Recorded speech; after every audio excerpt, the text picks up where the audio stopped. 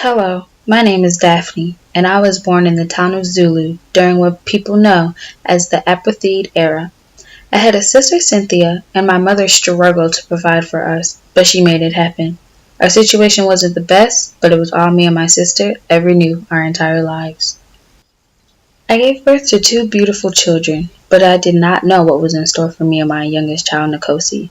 Nkosi was born fragile and small, and I instantly knew something was wrong.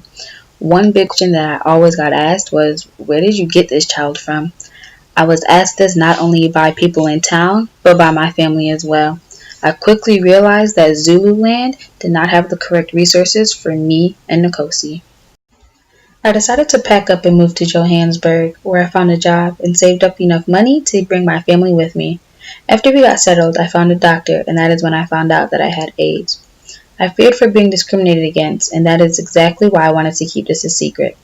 Unfortunately, people found out, and this caused us to be evicted from our home.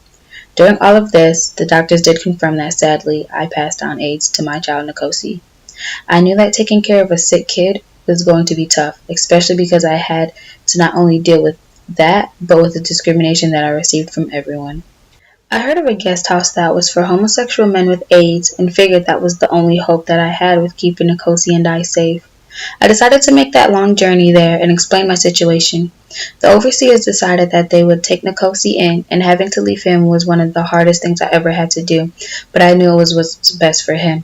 I would get a visit from Nkosi all the time, and every time I seen him, I could see how much better shape he was in. Gail, one of the founders of the guest house, she wanted to help accommodate all of his needs and wants. Unfortunately, the home was closing, but Gail had a plan. With my approval, Nkosi would be able to stay with Gail and her family. I did not hesitate because I knew that she would be able to do more for him than I could do for him. I'm beyond grateful for Gail and her family because without them, I honestly do not know what I would do for Nkosi. When I would visit Nkosi at Gale's, I could see that this really was the best decision for him. He was very well educated and brilliant. He looked healthier because by monthly he would get treatment. I was grateful for Gail because my own health began to deteriorate. I had no way to afford treatment for myself, which constituted in my becoming more and more weak.